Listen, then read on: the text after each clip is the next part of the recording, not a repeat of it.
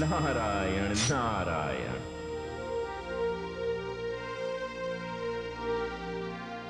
आइए देवर्षि।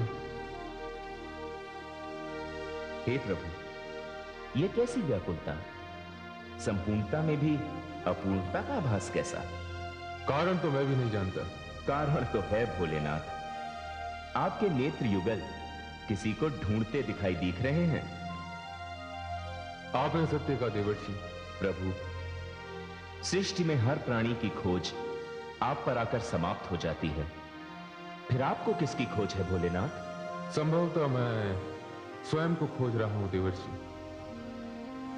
मेरी दशा ठीक वैसी है जैसे सुगंध के बिना पुष्प, जैसे स्वर के बिना संगीत, या फिर गति के बिना पवन की होती। मुझ में मैं नहीं हूं। नारायण नारायण। आपका भेद तो आप ही जाने देवाधिदेव, किंतु मैं आपके मैं के दर्शन करके आ रहा हूं। कहां से आ रहे हैं आप? मैं प्रजापति भ्राता दक्ष के यहां गया था। उनके दर्शन तो मुझे भी हुए थे, किंतु मुझे लगता है वो मुझसे रुष्ट हैं। उनके रुष्ट होने का कारण मैं जानता हूं महादेव। भ्राता दक्ष ऊपरी चमक दमक को बहुत अधिक महत्व देते हैं।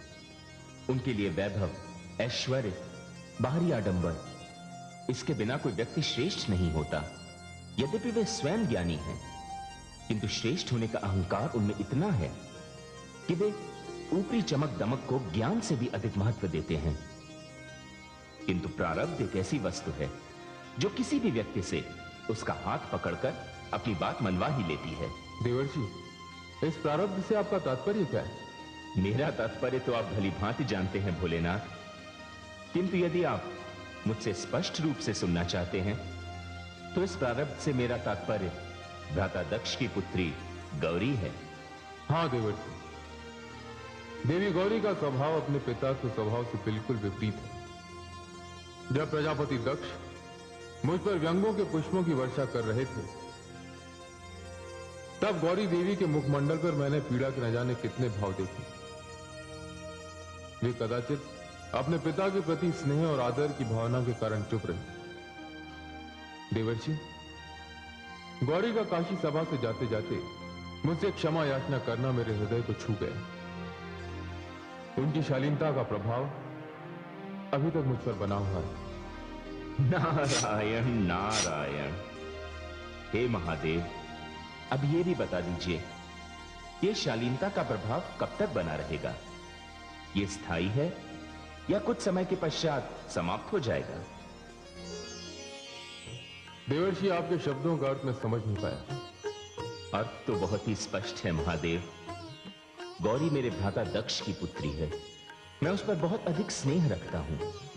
मैं केवल यह जानने का प्रयत्न कर रहा हूं कि आपके चिंतन का ताप जो मैंने उधर देखा है वह इधर भी है या नहीं। अब मैं इसका क्या उत्तर दूं? उत्तर तो आप अवश्य दीजिए भोलेनाथ। आप तो सत्य और ज्ञान की मूर्ति हैं। सत्य तो यह देवर्षि कि गौरी शक्ति स्वरूपा है। वो इस शिव की शक्ति है, किंतु इस समय वो पिता पुत्री के संबंधों के बंधन में जकड़ी हुई है। मैं आपको बता ही चुका हूं कि प्रजापति दक्ष मुझसे रुष्ट हैं। वे मुझे इस संबंध के योग्य नहीं समझते और मैं शक्ति के वियोग के ताप को सहन नहीं कर सकता। मैं जो कुछ हूं गौरी के बल पर हूं।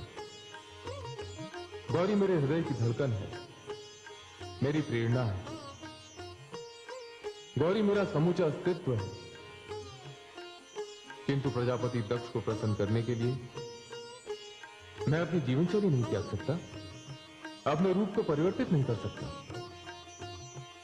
ऐसे झूठे आडंबर में मुझे कोई रुचि नहीं। बस बस प्रभु, मेरे लिए इतना ही पर्याप्त है। मैं यही जानने तो आपके पास आया था। शिव का अर्थ है मंगल, और यदि मंगल ही बदल गया तो अमंगल के अतिरिक्त और रहेगा क्या? शक्ति तो वहीं जाएगी जहां मंगल का निवास हो। मैं शिव को उसकी शक्ति से यथाशीघ्र मिलवाने का प्रयत्न करूंगा। हे महादेव, गौरी मेरी पुत्री है, इस नाते आप मेरे जामाता हुए।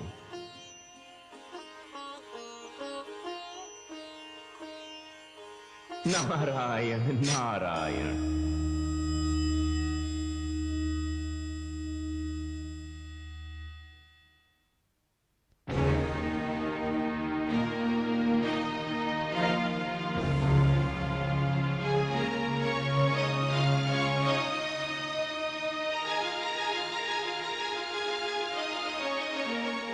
भोजन ग्रहण करें स्वामी।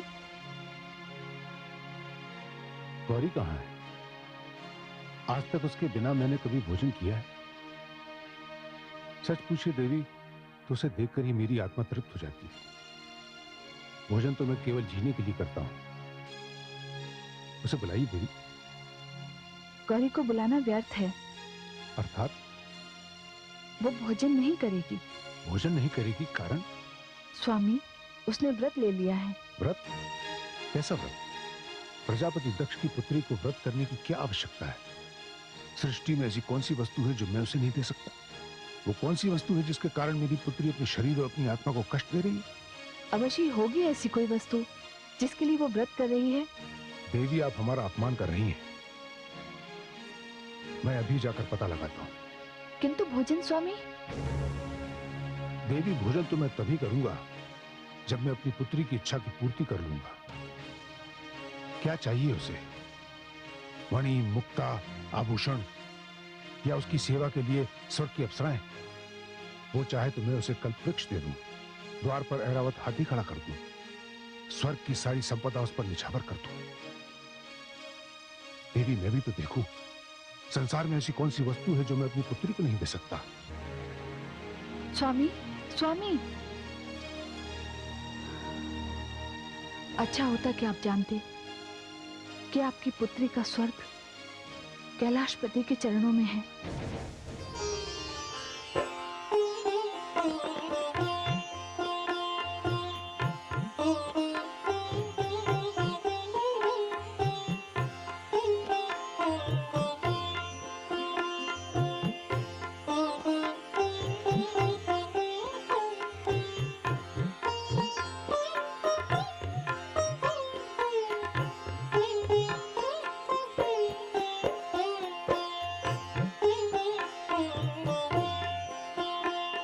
गौरी, पुत्री गौरी।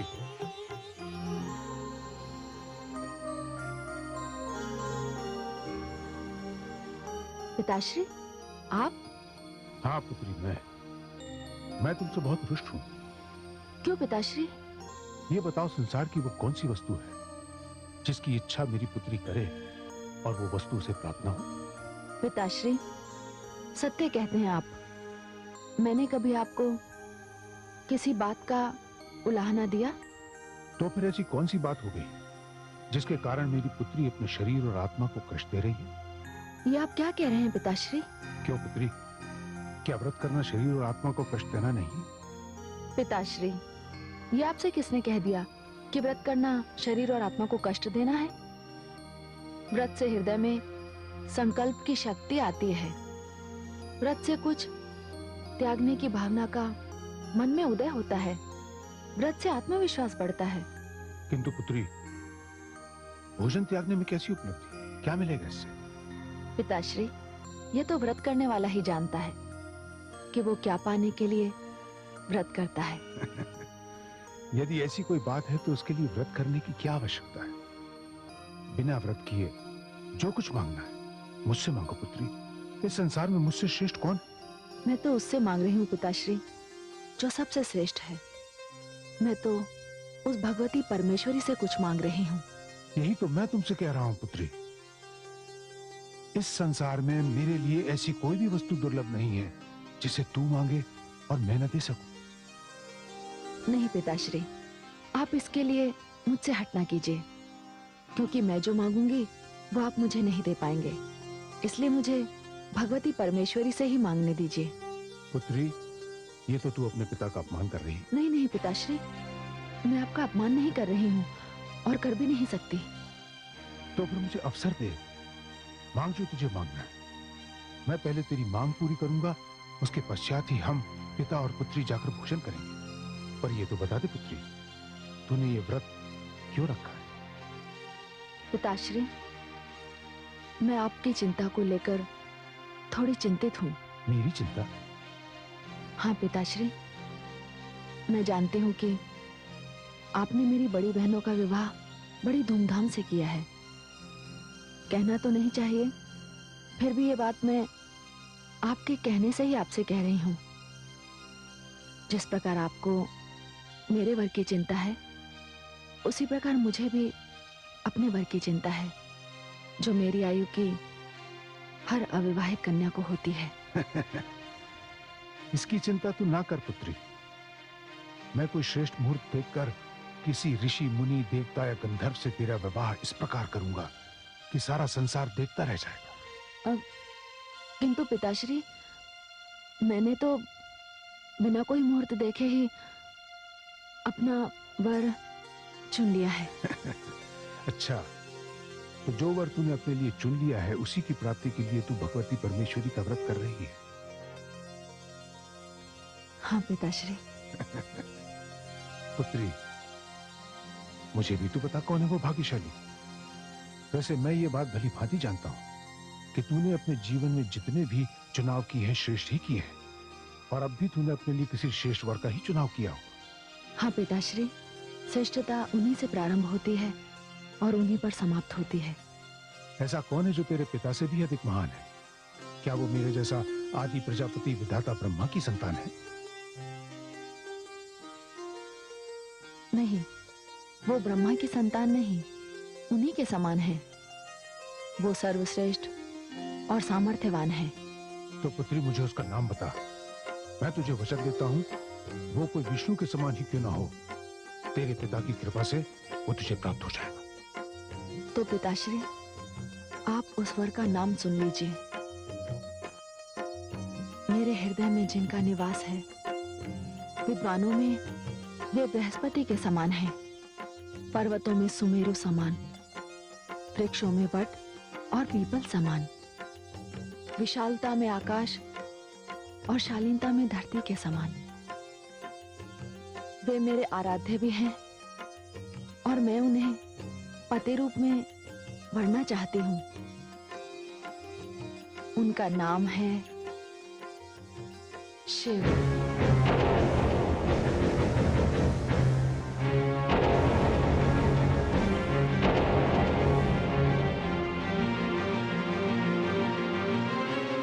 शिव, शिव।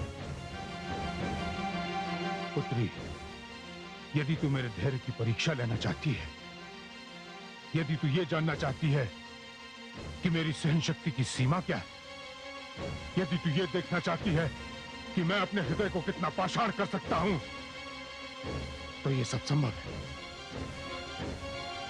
किंतु जिस नाम का उच्चारण तूने अपने मुख से किया, कहते पुत्री कि यह परिहास है, यह सत्य नहीं है। पिताश्री, क्या कोई कन्या अपने जीवन के साथ परिहास कर सकती है? अपने सपनों के साथ, अपने भविष्य के साथ परिहास कर सकती है? पिताश्री, जो सत्य था वो मैंने कह दिया। शिव ही मेरे आराध्य देव हैं, वही मेरे सर्वस्व हैं। चुप रहे पुत्री। यदि खोलता हुआ तेल तूने मेरे कानों में डाल दिया होता, यदि मरुभूमि की दोपहर की तपती हुई रेत में मुझे कंठ तक दबा दिया होता, यदि मेरे रोम रोम में एक एक ज्वालामुखी दहका दिया होता, तब भी मुझे इतनी पीड़ा न होती जितनी पीड़ा तू मुझे इस समय दे रही है। क्यों पिताश्री? अब से कुछ ही देर पहले तो आपने अपने सामर्थ्यवान होने की बात की थी, किंतु पुत्री, तू अभी तक इतनी बड़ी नहीं हुई है कि अपने लिए उचित और अनुचित को समझ सके। मैंने अभी तुझे अपने लिए निर्णय लेने का अधिकार नहीं दिया है। किंतु पिताश्री, इस विषय में निर्णय तो मैं स्वयं लूंगी। नहीं पुत्री, ये विषय एक ऐसा विषय है जिसमें मुझे तुझे किसी व्यक्ति के हाथ में सौंपना है, और यदि किसी व्यक्ति के हाथ में मुझे अपनी पुत्री के भविष्य की बागडोर देनी है, तो उसका अधिकार केवल मुझे है। नहीं पिताश्री, ये आपकी भूल है। मुझे जिसकी जीवन संगिनी बनना है, उसे चुनने का अधिकार केवल मुझे ही होना चाहिए, और ये अधिकार किसी भी कन्या से नहीं छीना जा सकता। तो सुन पुत्री, आकाश टूटकर धरती पर आ जाए, धरती सागर में विलीन हो जाए, सारी सृष्टि प्रलय का ग्रास बन जाए, ये सारी असंभव बातें संभव हो सकती हैं, किंतु तूने जो बात कही है वो संभव नहीं हो सकती। घृणा की यदि कोई अंतिम सीमा है तो उससे भी अधिक घृणा मैं जिस व्यक्ति से करता हूं उसी को तूने अपना वर चुन लिया।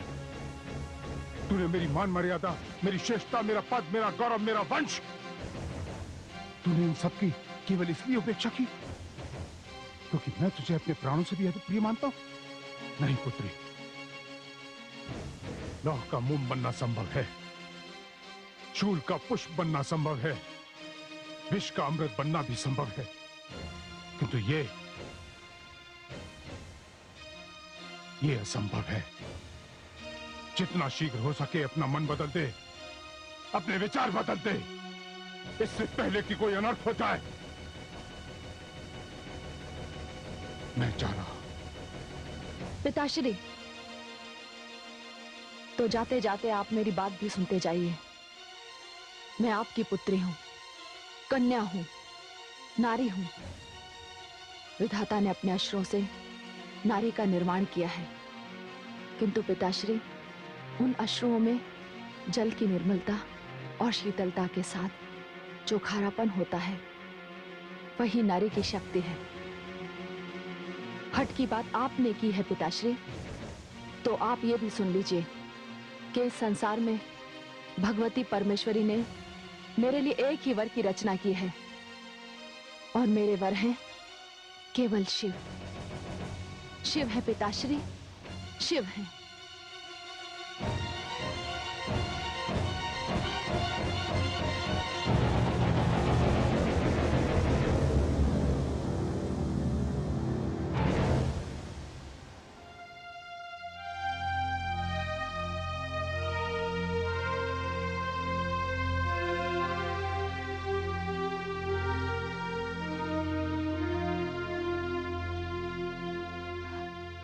ये क्या स्वामी, आप भोजन नहीं करेंगे?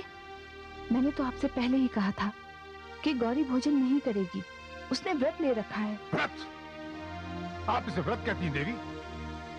ये व्रत नहीं, एक सरल, निश्चल, अबोध, अज्ञान बालिका का भ्रम है। और वो ये व्रत रखकर शिव जैसे अशिष्ट उद्दंड भिखारी को प्रजापति दक्ष का जामाता बनाना चाहती है। विवाह मंडप में जामाता के पांव पूजे जाते हैं, कदापि नहीं। ये हाथ और शिव के पांव कदापि नहीं, कदापि नहीं। किंतु इसमें आपको आपत्ति क्या है स्वामी? शिव त्रिलोकीनाथ हैं, देवों में महादेव हैं, महादानी हैं, और लोक कल्याण के लिए उन्होंने अपना सर्वस्व निछावर कर दिया है। झूठ है ये, असत्य है ये। यदि कोई भिखारी कहे कि लोक कल्याण के लिए उसने अपना सब कुछ निछावर कर दिया है, तो क्या मैं उसे मान लूंगा? मैं शिव को जानता हूं, मैंने उसे स्वयं अपने नेत्रों से देखा है। जिसके पास रहने का स्थान नहीं, उसे तुम त्रिलोकीनाथ कह रही हो? जिसके शरीर पर वस्त्र नहीं, आभूषण नहीं, वो क्या निछावर करेगा लोक कल्याण के लिए? नहीं स्वामी, ऐसा न कहिए। आप शांत मन से विचार कीजिए, किंतु पहले भोजन कर लीजिए। नहीं देवी, नहीं करूंगा मैं भोजन। मैंने निर्णय कर लिया है। अब मैं भोजन तभी करूंगा जब गौरी के लिए अपनी प्रतिष्ठा के अनुकूल वर ढूंढूंगा। आप मेरी यात्रा की व्यवस्था कीजिए।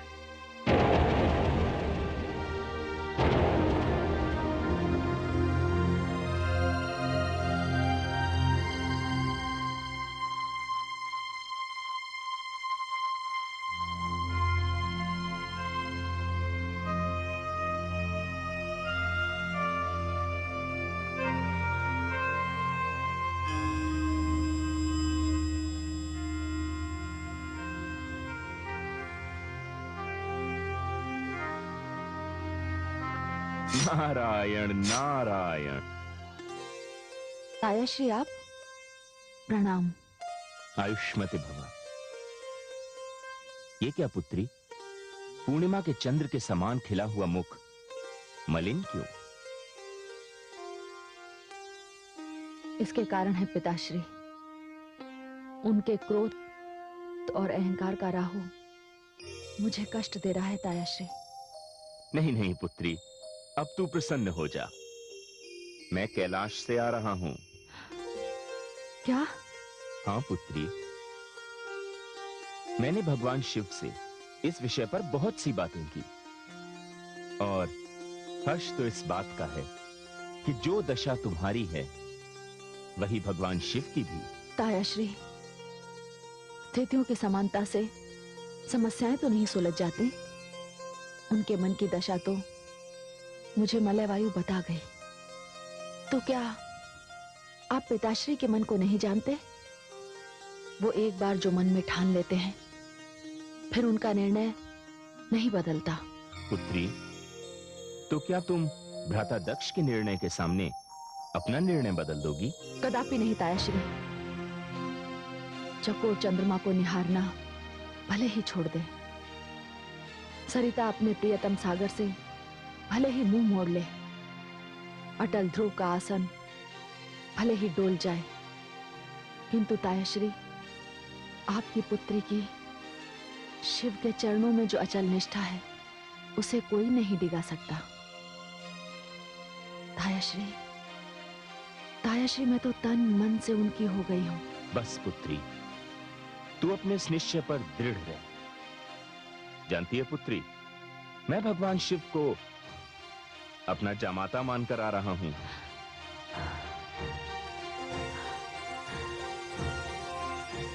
क्या? पुत्री, तेरा ये तायाश्री नारद पहली बार तेरे कारण संसार के बंधनों में बंधने जा रहा है। अपने वैराग्य को छोड़कर अपनी पुत्री के अनुराग के युद्ध में उसकी सहायता के लिए कूद पड़ा है।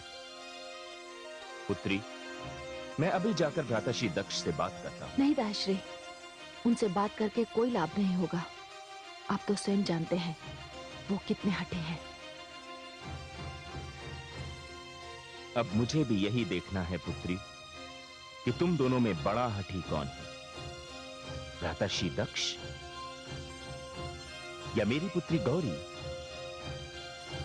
नारायण नारायण। तायाश्री,